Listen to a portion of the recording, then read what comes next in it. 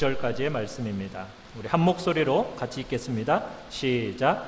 벨사살 왕이 그의 귀족 1000명을 위하여 큰 잔치를 베풀고 그 1000명 앞에서 술을 마시니라. 벨사살이 술을 마실 때에 명하여 그의 부친 느부갓네살이 예루살렘 성전에서 탈취하여 온 금, 은 그릇을 가져오라 명하였으니 이는 왕과 귀족들과 왕후들과 후궁들이 다 그것으로 마시려 함이었더라. 이에 예루살렘 하나님의 전 성소 중에서 탈취하여 온 금그릇을 가져오매 왕이 그 귀족들과 왕후들과 후궁들과 더불어 그것으로 마시더라. 그들이 술을 마시고는 그 금, 은, 구리, 쇠, 나무, 돌로 만든 신들을 찬양하니라. 그때에 사람의 손가락들이 나타나서 왕궁 촛대 맞은편 석회벽에 글자를 쓰는데 왕이 그 글자 쓰는 손가락을 본지라. 이에 왕의 즐기던 얼굴빛이 변하고 그 생각이 번민하여 넓적다리 마디가 녹는 듯하고 그의 무릎이 서로 부딪힌지라. 아멘. 오늘 말씀의 제목을 우리 같이 한번 읽어보겠습니다. 시작. 파멸의 경고. 파멸의 경고. 여러분이 만약 설 명절을 맞이해서 온 가족이 모여가지고 한창 웃음꽃을 피우고 있는데 막 대화하고 있는데 갑자기 여러분 방 벽에 손가락이 하나 딱 나타나더니 뭔가를 쓴다. 얼마나 놀라겠어요. 놀라 자빠지겠죠. 사람은 보이지 않고 난데없이 손가락만 나타나서 지금 벽에 글자를 쓰는데 내용을 알 수도 없습니다. 그러면 호기심이 많겠습니까? 공포감이 더 들겠습니까? 공포감이, 그 몸과 마음이 덜덜 떨리지 않겠습니까? 지금으로부터 약 2600여 년 전에 바벨론 궁정 안에서 바로 이런 일이 일어난 겁니다. 바벨론의 마지막 왕, 이 벨사살 왕이 왕족과 귀족과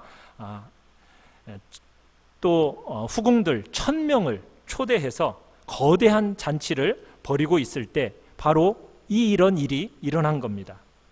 그리고 그날 밤 이 벨사살 왕은 살해가 되고 바벨론은 망하게 됩니다. 오늘 우리가 보게 되는 이 다니엘서 5장은 바벨론 파멸의 장입니다. 하나님께서 바벨론 파멸을 성경에 기록하셨어요. 왜 기록하셨겠습니까?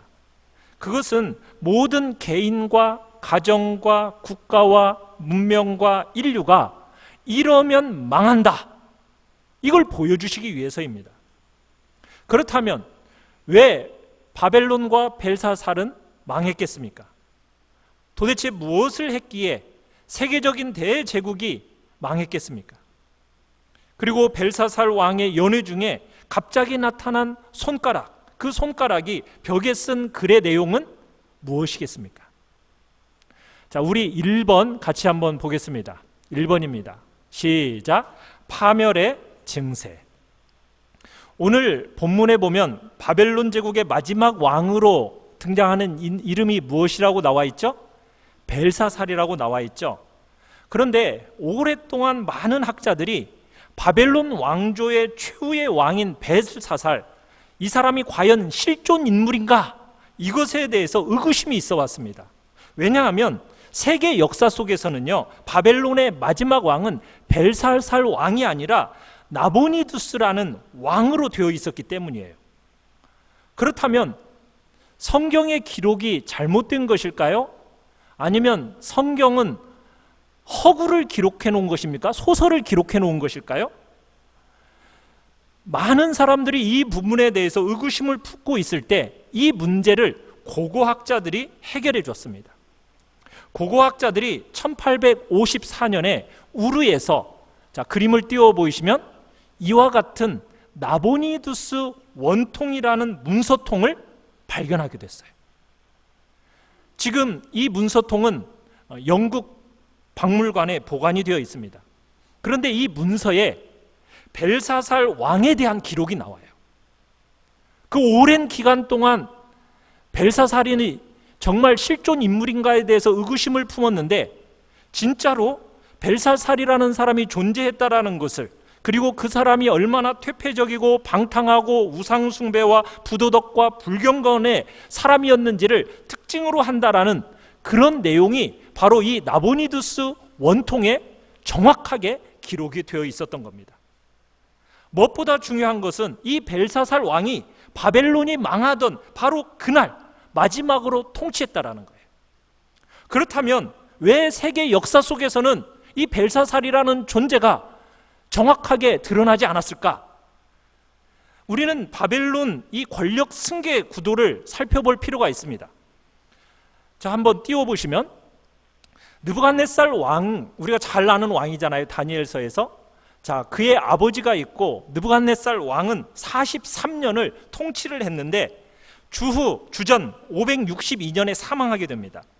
그리고서는 그 뒤를 그의 아들 아멜 마르둑이라는 사람이 즉위를 하게 돼요.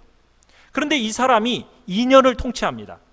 그런데 역사 속에서는 아멜 마르둑이라고 하는데 성경에서 이 사람을 예윌 브로닥이라고 부르고 있어요.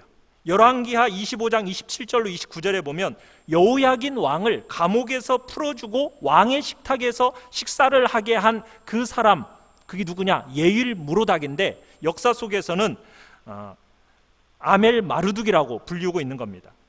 그 예윌 무로닥은 2년을 통치하고 죽게 되는데 왜 죽느냐면 처남인 네리글리살에 의해서 암살을 당하게 돼요. 이 네리글리살이 4년을 통치합니다. 이 사람의 이름도 성경에 나와요. 예레미야 39장 13절에서 이 사람의 이름이 뭐라고 나오냐면 네르갈 사레셀이라고 나옵니다. 네르갈 사레셀이 예레미야를 감옥에서 이끌어내줬던 사람으로서 등장을 하고 있어요. 그런데 이 네리글리살이 4년을 통치한 후에 그의 아들 리바시 마르둑이라는 사람에게 넘겨줬는데 이 사람이 9개월을 통치하고 죽게 됩니다. 누구에 의해서 죽냐면 음모단들에 의해서 살해당하게 돼요. 그리고서는 이 음모단이 왕으로 세운 사람이 누구냐? 바로 나보니두스라는 왕을 세우게 돼요. 이 사람은 17년간을 통치하게 돼요. 그런데 이 나보니두스는 왕가의 정통성을 얻어야 되는데 느부갓네살의 핏줄이 아니기 때문에 누구를 자기 아내로 삼게 되느냐면 느부갓네살 왕의 딸과 결혼을 해서 아들을 두게 됩니다. 그 장자의 이름이 누구냐? 벨사살이에요. 벨사살. 그래서 이 벨사살은 외가 쪽으로 느부갓네살 왕의 뭐가 되는 겁니까? 외손자가 되는 거예요. 외손자. 그런데 이 나보니두스는 이 벨사살 왕을 섭정왕으로 세우고서는 자기는 아라비아 사막 중앙에 있는 테마라는 곳에 왕궁을 정하고 이사를 해요. 17년의 통치 기간 중에 14년은 바벨론 도시에 발을 들여놓지도 않고 아들 벨사살 왕을 섭정으로 삼고 나보니두스는 즉위 3년부터 바벨론이 멸망할 때까지 14년 동안 바벨론에 나타나지 않아요. 누가 그 바벨론을 다스리게 되었다고요? 그의 아들인 벨사살이 다스리게 되었다는 겁니다. 이렇게 볼 때 바벨론의 마지막 왕은 누구로 나타나는 거예요? 벨사살 왕으로 등장하는 겁니다. 그래서 성경은 정확하게 그때 그 이야기를 적고 있는 겁니다. 자, 오늘 본문의 이야기는 이 벨사살 왕이 1000명의 귀족들, 왕비들, 후궁들을 모아놓고 진탕 먹고 마시고 난잡하게 노는 잔치를 베풀었습니다. 이 벨사살이 1000명을 초청해서 잔치를 하고 있는 이때, 여러분 이때가 어떤 때인 줄 아십니까? 지금 메데 바사군이 이 바벨론 성을 지금 포위하고 있는 그때예요. 지금 전쟁 중이란 얘기입니다. 전쟁 중인 그런 상태 속에서 어떻게 이 벨사살 왕은 잔치를 할 수 있었을까요? 그것은 이 바벨론 도성은 천혜의 요새로서 절대 무너지지 않는다라는 헛된 자신감을 가지고 있었기 때문입니다. 자, 우리 사진을 한번 보시면은 그 당시의 바벨론 도성입니다. 이 바벨론 도성은 거대한 사각형 대도시예요. 성문은 다 청문으로 되어 있어가지고 절대로 뚫을 수가 없습니다. 거기다가 성벽은 4겹으로 쌓아놓고 높은 탑들을 딱 둘러싸서 방어 진지를 구축하고 있어요. 성벽의 길이는 27km고요. 네 겹으로 된 성벽의 두께는 몇 미터냐? 26미터입니다. 높이도 28미터예요. 이 성벽의 두께가 얼마나 두꺼웠는지 성 위에서 4마리의 말이 끄는 마차가 전속력으로 달릴 수 있을 정도였다고 얘기합니다. 거기에다가 이 성 안에는 유프라테스 강이 중심부를 관통하고 있어서 도시가 포위되어 있어도 물 부족 걱정 없어요. 그리고 이 도성에는 20년 이상 먹고 살 수 있는 그런 식량도 넉넉히 비축해 놓고 있었던 겁니다. 거기에다가 여러분, 저 그림을 보듯이 이 바벨론 도성을 들어가려면 어디를 건너야 됩니까? 저게 해자라고 해요. 바벨론 성벽 둘레에 해자를 만들어 놔서 그 주위를 이렇게 경계를, 구덩이를 파놓고 그곳에 유프라테스 강물이 흐르도록 만들어 놓은 겁니다. 그러니 적군이 저 바벨론을 점령하려면 우선 이 해자를 건너야 되고, 해자를 건너고 나면 높은 성벽 28m를 타고 넘어가야 됩니다. 그래야 공격할 수가 있어요. 성벽을 부서뜨리려고 해도 26m나 되니 그것을 뚫기도 불가능합니다. 성문마다 다 노수로 되어 있으니 이게 뚫을 수 있는 방법이 없는 거예요. 불가능한 거예요. 그러니까 이 벨사살 왕은 적들이 아무리 포위해도 이 바벨론 안으로 진입할 수 없다라는 그 난공불락의 성이라는 그런 확실한 믿음 가운데서 두려움 없이 지금 잔치를 벌이고 있는 거예요. 자, 이 벨사살 왕이 술에 취해서 막 흥이 올랐습니다.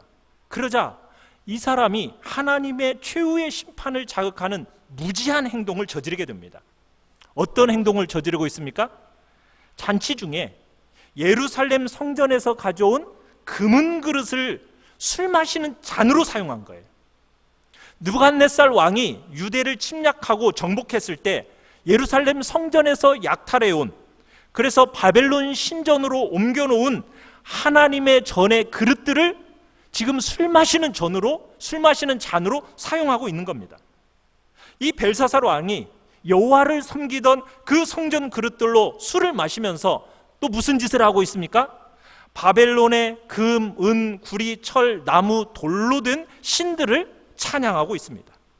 그런 신들을 찬양하면서 여호와 하나님을 공개적으로 모독하고 조롱하고 있는 거예요. 여러분, 이 당시 중동의 잔치라는 것은 단순히 술 마시고 노래 부르고 춤을 춰주는 그런 정도의 잔치가 아닙니다. 이 잔치 자체가 종교적인 제사의 의미가 있어요.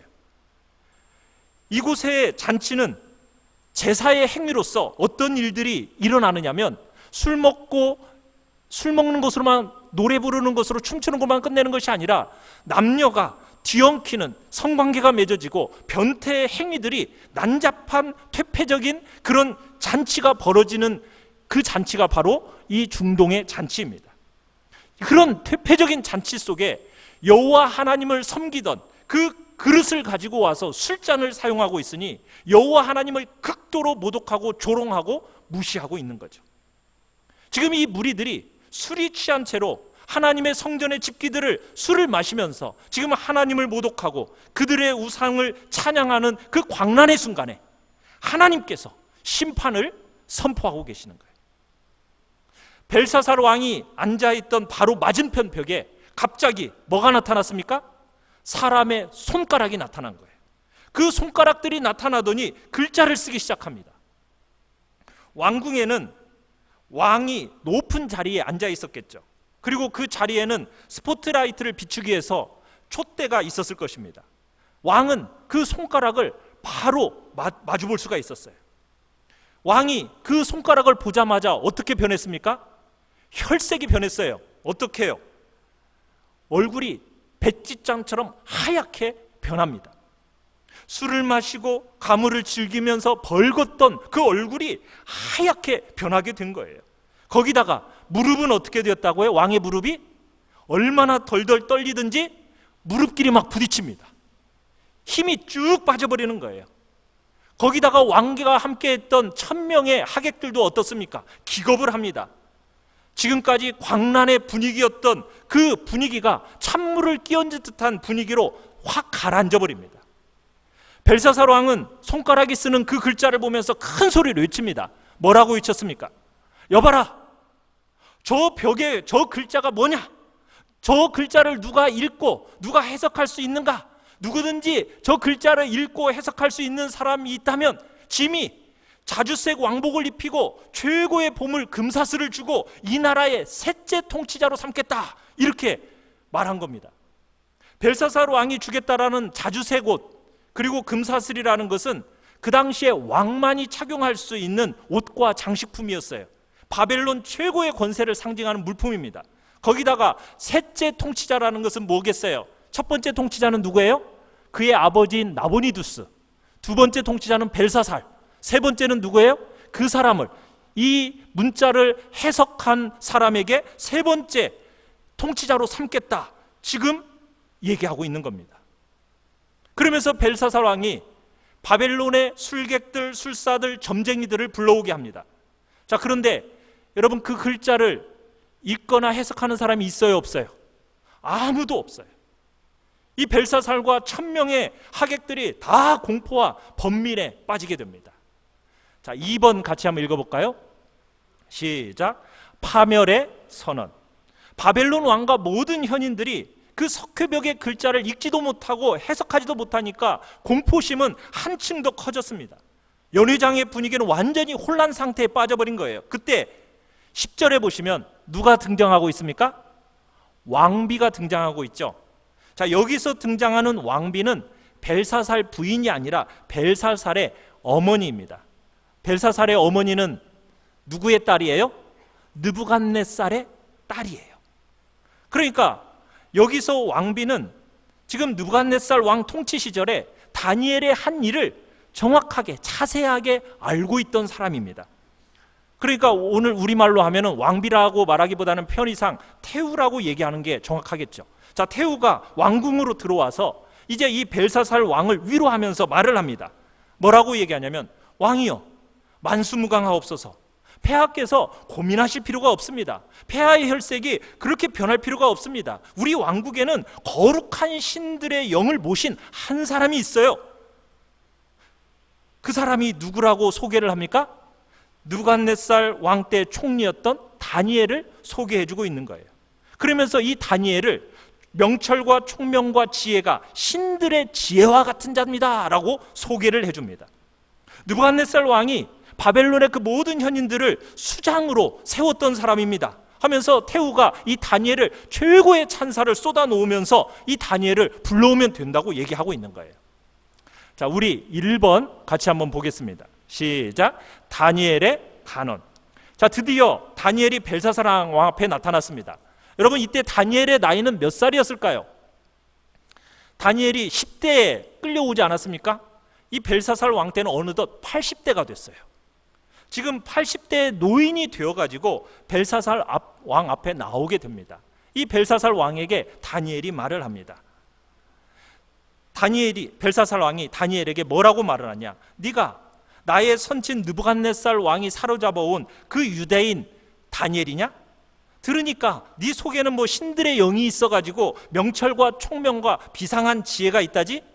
바벨론의 모든 현인들이 지금 이 석회벽 글을 해석하고 읽고 해석해보라고 했는데 아무도 못했다. 너는 어려운 문제도 척척 풀고 해석할 수도 있다고 그랬지?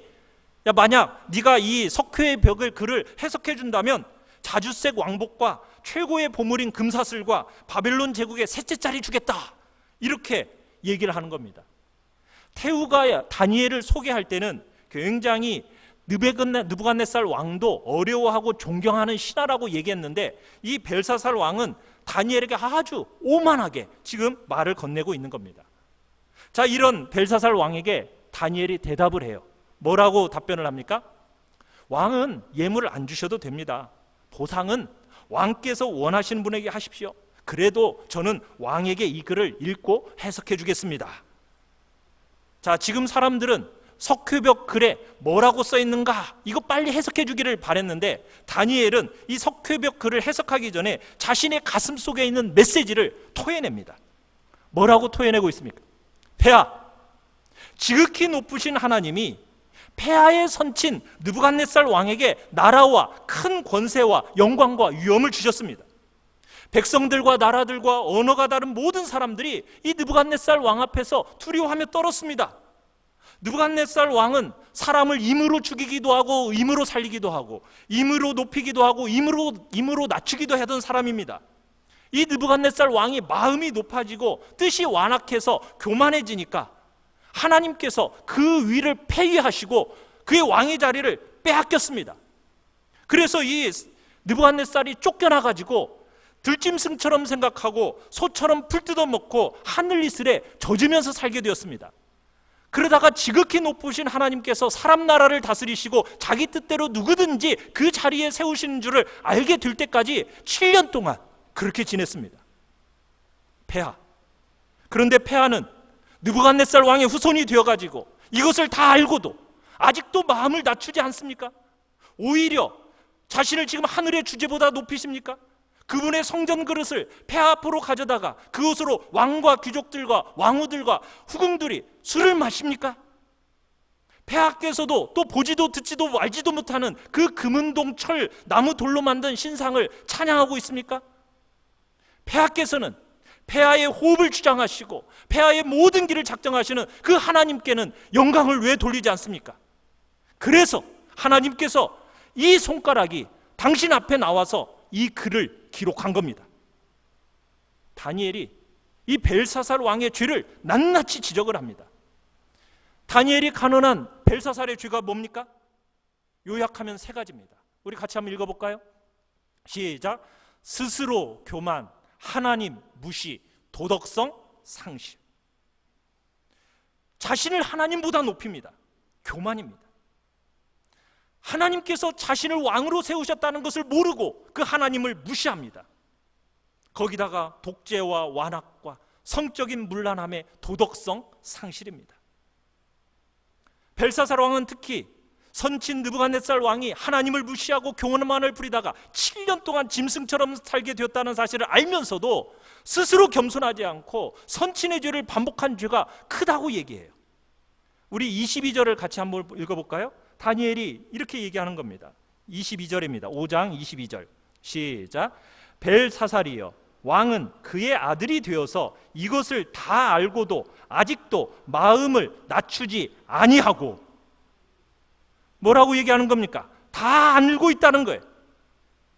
선친이 그런 죄를 지어서 미쳐서 짐승처럼 된 거 다 알고도 아직도 겸손하지 않고 그 죄를 지금 반복하고 있는 겁니까? 몰라서 지은 죄보다 더 악합니다. 선친이 벌을 받은 것을 알고도 같은 죄를 지은 것, 이건 모르고 지은 죄보다도 정말 더 심각한 겁니다. 여호와 하나님의 가장 확실한 벌을 알고도 같은 죄를 반복하는 것, 이건 하나님을 무시한 것이고 하나님께 도발하는 죄입니다. 지금 이렇게 다니엘이 벨사살을 향해서 자기 마음속에 있는 메시지를 토하고 있는 겁니다. 그러면서 2번 같이 한번 읽어볼까요? 시작. 심판의 선언. 다니엘이 이렇게 벨사살을 왕의 죄를 지적한 다음에 석회벽의 글을 해석합니다. 자, 우리 25절에서 28절까지를 같이 한번 읽어보겠습니다. 시작. 기록된 글자는 이것이니 곧 메네 데겔 우바르시니라. 그 글을 해석하건대 메네는 하나님이 이미 왕의 나라의 시대를 세워서 그것을 끝나게 하셨다 하미요, 데겔은 왕을 저울에 달아보니 부족함이 보였다 하미요, 베레스는 왕의 나라가 나뉘어서 메대와 바사 사람에게 준바되었다 함이니이다 하니. 자, 여러분 앞에 한번 보시면 메네 무슨 뜻입니까? 세웠다. 데겔 달았다. 베레스 나누었다. 자, 메네, 하나님께서 바벨론 왕국의 통치 기간을 세워서 끝내셨다는 겁니다. 메네 2번 강조하신 것은 이미 끝났다, 이미 망했다, 이것을 지금 강조하고 있는 겁니다. 데겔, 한마디로 달았다. 하나님께서 벨사살 왕을 저울에 달아보셨다는 거예요. 하나님의 저울에 달아보니까 이 왕을 계속 존속시킬, 이 바벨론을 계속 존속시킬 무게가 안 된다는 거예요. 그 다음에 우바르신이라고 되어 있죠. 우는 그리고라는 뜻입니다. 바르신과 베레스는 자음이 같아요. 그래서 이건 같은 의미 베레스로서 나누었다라는 의미입니다. 그러니까 메네, 데겔, 베레스 이걸 연결하면 어떤 의미가 되느냐? 하나님께서 바벨론 벨사살 왕을 데겔, 하나님의 저울에 달아보셨더니 그 달아보심의 결과 메네, 끝났다 선언하시면서 베레스, 이제는 나누어 넘기겠다, 넘기셨다. 지금 이런 의미가 되는 겁니다. 사랑하는 성도 여러분, 하나님은 우리 인생의 무게를 자신의 저울로 달아보십니다. 여러분의 생각과 여러분의 행동과 여러분의 말 다 달아보고 계십니다. 한나는 이 진리를 바로 깨닫고서는 사무엘상 2장 3절에서 이렇게 하나님을 표현했습니다. 같이 한번 읽어볼까요? 시작. 여호와는 지식의 하나님이시라 행동을 달아보시느니라. 여호와 하나님은 지식의 하나님이십니다. 다 아시는 하나님, 전지하신 하나님이라는 얘기입니다. 우리 인간의 동기와 말과 행동 다 달아보아서 다 아신다는 거예요. 여러분, 인생에 있어서 중요한 것이 무엇입니까? 길이입니까? 인생의 길이보다 더 중요한 것은 무게입니다. 언제나 하나님께서는 우리의 날들을 재어보십니다. 우리의 시간은 그냥 지나가고 있는 게 아니에요. 하나님 앞에서 남김없이 차곡차곡 쌓이고 있습니다. 단순히 오래 살았다는 거, 그게 중요한 게 아닙니다. 내가 몇 살 살았다, 이게 중요한 게 아니에요. 그 시간만에 내가 하나님과 얼마나 깊이 교제를 했는가, 내가 그분의 뜻에 얼마나 순종을 했는가, 내가 그 하나님의 나라에 얼마나 확장에 기여하며 살았는가, 내가 하나님의 마음을 얼마나 기쁘게 해드렸는가, 이게 중요한 겁니다. 이것이 하나님께서 재어보시는 영적인 무게예요. 하나님께서는 그냥 달아보시기만 하는 게 아니에요. 달아보시고 나서 그 영적인 무게의 결과에 따라서 상벌을 주십니다. 하나님께서 달아보실 때 상벌의 차등을 위해서이기도 하지만 또한 파멸시키기 전에 파멸의 단계인지 아닌지를 달아보시는 거예요. 그래서 하나님께서 벨사살 왕, 바벨론의 제국 딱 달아보시니까 파멸의 단계에 떨어졌다라는 거예요. 그래서 바로 망했다라고 선언하시고 그 권력을 다른 민족에게 지금 넘겨버리시고 계시는 겁니다. 자, 이런 벨사살 왕은 다니엘의 해석을 듣게 됐어요. 그리고는 약속한 대로 다니엘에게 왕복을 입히고 금사슬을 목에 걸어주고 바벨론 왕국의 셋째 통치자 자리를 주게 됩니다. 그런데 그 자리가 의미가 있습니까, 없습니까? 의미가 없죠. 왜요?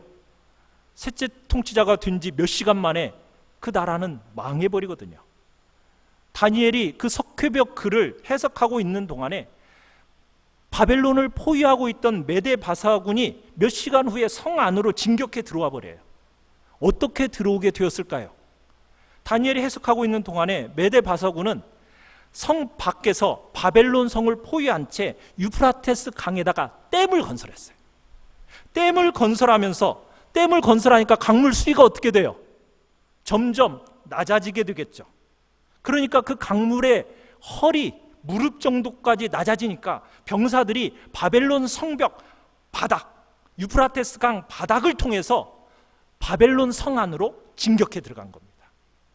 그러면서 메데 바사군이 그 진격해 들어가서 초병들 죽이고 성문을 열고 바벨론 성을 완벽하게 점령해 버린 거예요.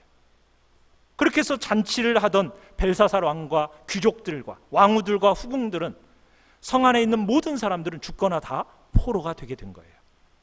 자, 우리 30절 31절을 같이 한번 읽어볼까요? 시작. 그날 밤에 갈대아 왕 벨사살이 죽임을 당하였고 메대 사람 다리오가 나라를 얻었는데 그때 다리오는 62세였더라. 벨사살 왕은 메대 왕 다리오 군대에 의해 잡혀서 살해를 당하게 됩니다. 다리오가 바벨론을 점령하게 된 것, 그건 바로 하나님께서 바벨론 성문을 열어주셨기 때문입니다.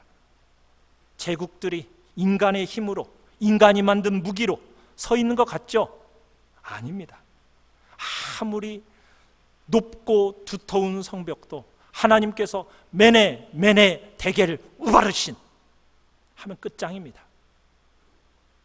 저는 요즘에 중국의 산샤댐인가요? 그것만 보면은 저희 설교 준비하면서 자꾸 그 생각이 나가지고 너무 자만하는 그 중국을 향해서 하나님이 어떤 모습을 하실지 참 두려움이 앞섭니다. 긍휼히 여겨달라고 저는 기도를 해요. 왜냐하면 우리나라까지도 큰 영향을 미치니까. 인간이 교만하면 끝장이에요. 자, 3번 같이 한번 읽어보겠습니다. 시작.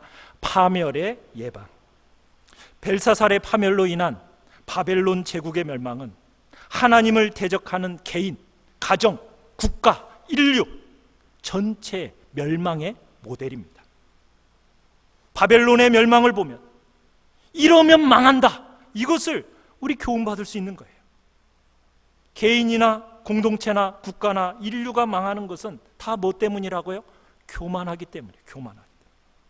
교만하면요, 인간은 하나님을 무시하게 돼요.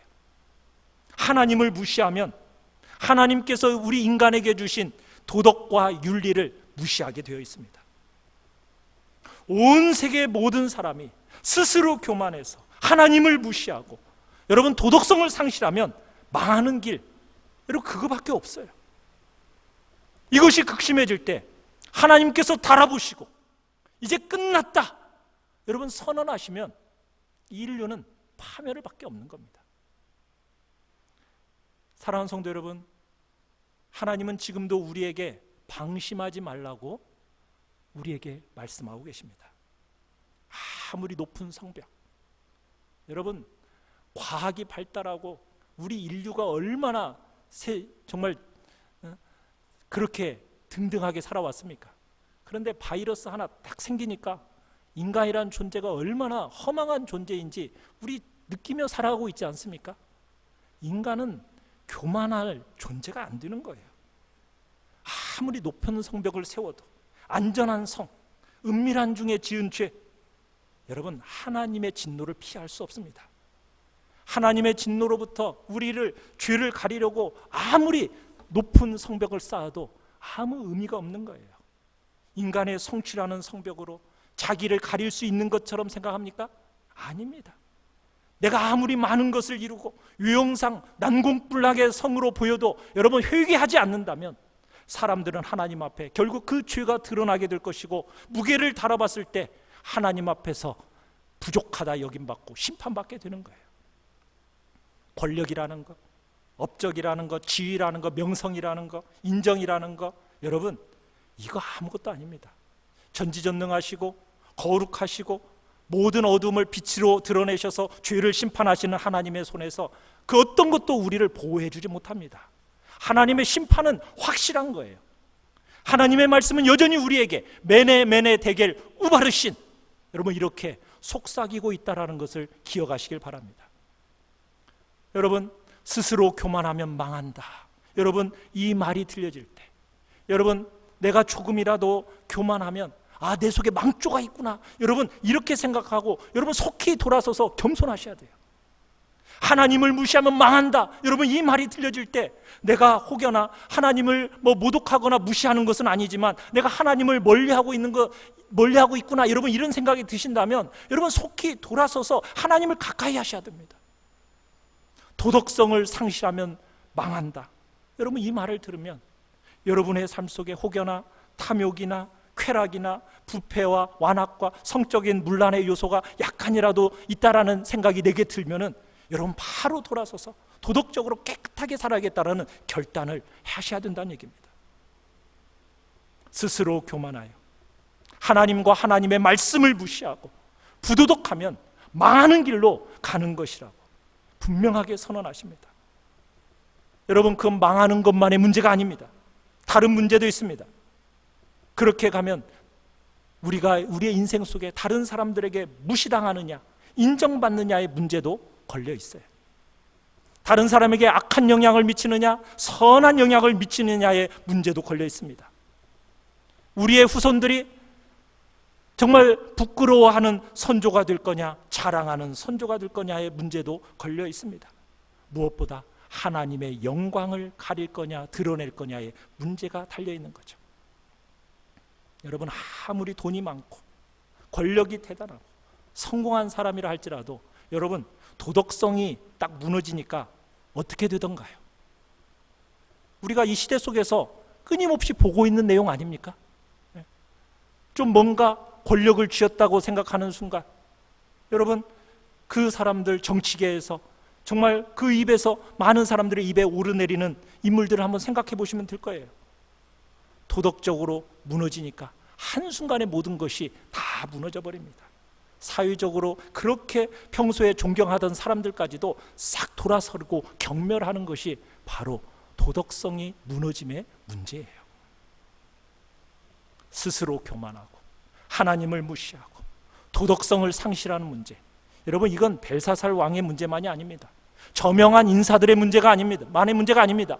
오늘 우리들의 문제입니다. 우리 모두가 스스로 교만, 하나님 무시, 도덕성 상실에 빠지면 결국 망하는 길로 가게 되어 있는 거예요. 존경이나 인정을 받지 못하고 선한 영향력을 주지 못하고 좋은 유산을 남기지 못하고 하나님의 영광을 가리는 길을 가게 된다는 얘기입니다. 그렇다면 대안이 무엇이겠습니까? 메네메네 데겔 우바르신이라는 파멸의 선언이 아니라 너는 축복의 근원이 될 것이다 라는, 여러분, 축복의 선언을 받는 길이 무엇이겠습니까? 자, 스스로 교만 대신 뭐 해야 돼요? 스스로 겸손해야겠죠. 하나님을 무시하는 대신에 어떻게 해요? 하나님을 신뢰해야겠죠. 도덕성 상실이 아니라 도덕성 유지의 길로 가면 되는 겁니다. 어떻게 이 길을 갈 수 있습니까? 우리 인간이란 존재를 우리가 잘 알지 않습니까? 조금만 잘 되면은 내가 잘해서 스스로 교만해져 가지고 하나님도 멀리하고 도덕성도 무시하고 마음대로 말하고 마음대로 행동하기 쉬운 게 바로 우리 인간이지 않습니까? 그런데 우리가 어떻게 스스로 겸손하고 하나님을 신뢰하고 높은 도덕성을 유지하면서 살 수 있겠습니까? 미국의 존 파이퍼라는 목사님이 구체적으로 겸손해지는 방법이라고 하면서 6가지를 제안을 했습니다. 자, 우리 같이 한번 읽어보겠습니다. 자, 하나, 시작. 하나님, 자신을 자랑하지 말고 하나님만 자랑하라. 2, 하나님의 선물, 모든 것이 하나님의 선물임을 인정하라. 3, 하나님의 주권, 하나님께서 우리의 삶 전체를 주관하심을 인정하라. 4, 은혜의 복음, 본래 죄인이 하나님의 은혜로 구원받았음을 인정하라.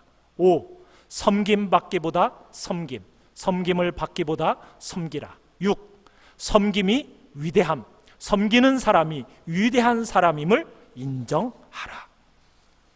사랑하는 성도 여러분, 하나님만 자랑하십시오. 모든 것이 하나님의 선물임을 인정하십시오. 우리의 삶을 통제하시는 하나님의 주권을 인정하십시오. 은혜로 구원받았다라는 그 복음을 인정하십시오. 섬김 갖기보다 섬기십시오. 섬기는 사람이 큰 사람이라는 것을 인정하십시오. 여러분, 이 모든 것의 비결은 바로 예수 그리스도 안에 있습니다. 우리 주 예수 그리스도는 하나님이셨어요. 하나님이심에도 불구하고 하나님과 동등됨을 취할 것으로 여기지 아니하시고 어떻게 하셨습니까? 자신을 비우고 낮추셨습니다. 자기를 비워 종이 되셨습니다. 하나님만을 절대 신뢰하면서 하나님의 뜻을 이루시기 위해서 죽기까지 복종하셨습니다. 우리가 예수 그리스도와 동행하면서 예수 그리스도의 마음을 품을 때에만 스스로 겸손하고 하나님을 신뢰하고 하나님의 뜻에 복종하여서 높은 도덕성을 유지할 수 있는 삶을 살 수 있는 겁니다. 우리 예수님은 포도나무이십니다. 우리는 무엇입니까? 포도나무의 가지이죠. 가지는 어떻게 해야 됩니까? 포도나무에 늘 붙어 있어야 돼요. 우리는 예수 그리스도와 늘 붙어 있어야 됩니다.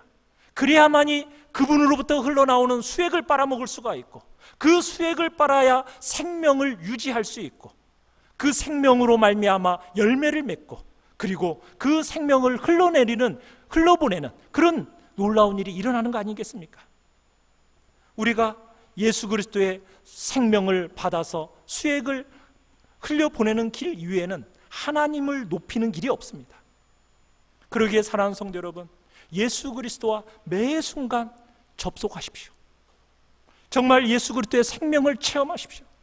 그 예수의 생명을 흘려보내는 그 길만이 도덕성을 유지하고 발전시키는 길임을 여러분들이 꼭 아시길 바랍니다.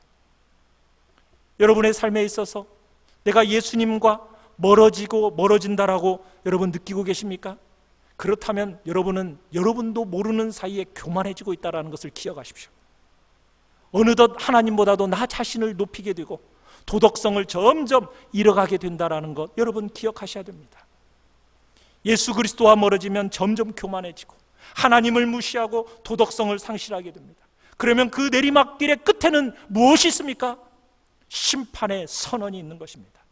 신자의 경우에는 하나님의 징계 선언이 있습니다. 메네 데겔 우바르신, 세웠다 달았다 나눠줬다. 하나님의 징계 선언이나 여러분 심판의 선언을 받기 전에 우리는 미리미리 예수 그리스도와 교제하면서 스스로 겸손하게 하나님만 높이고 하나님의 그 도덕 명령에 따라서 도덕적 수준을 높이면서 살아가야 할 것입니다. 이 길만이 예수 그리스도 안에서 하나님의 능력으로 강해지는, 잘 되는 유일한 비결인 것입니다. 사랑하는 성도 여러분, 우리 앞에 두 갈래 길이 있습니다. 파멸의 길이 있습니다. 형통의 길이 있습니다. 파멸의 길은 무엇이라고요? 스스로 교만. 한번 따라해 볼까요? 스스로 교만, 하나님 무시, 도덕성 상실. 형통의 길은 무엇입니까? 스스로 겸손, 하나님 영광, 도덕성 유지. 우리 본문에서 이런 파멸의 길을 벨사살 왕을 통해서 가르쳐주고 있는 겁니다. 개인과 왕국의 파멸이 언제 오는가? 여러분, 이것을 드라마틱한 여러분 실화로서 우리에게 보여주고 있는 거예요. 여러분, 이 내용을 통해서 배우셔야 됩니다. 여러분은 어느 길을 선택하시겠습니까? 벨사살 왕처럼 스스로 교만해서 하나님을 무시하고 도덕성을 상실한 채 포위 속에 잔치를 베풀어 결국 파멸의 길을 가시겠습니까? 아니면 벨사살 왕과는 반대로 스스로 겸손해서 하나님만 높이고 하나님의 그 도덕 명령에 따라 올바른 사람을 통해 형통의 길을 가시겠습니까? 주변 세상이 온통 지금 벨사살 왕처럼 죽음과 쾌락의 길을 향하여 돌진하고 있습니다. 우리는 예수 그리스도와 늘 접속하시면서 예수의 생명을 체험하십시오. 그리고 예수의 생명을 흘려보내는 그 겸손한 생명의 길을 걸어가는 우리 모든 성도들이 되시기를 간절히 축원합니다. 우리 시간 같이 찬양합시다. 우리에게 중요한 마음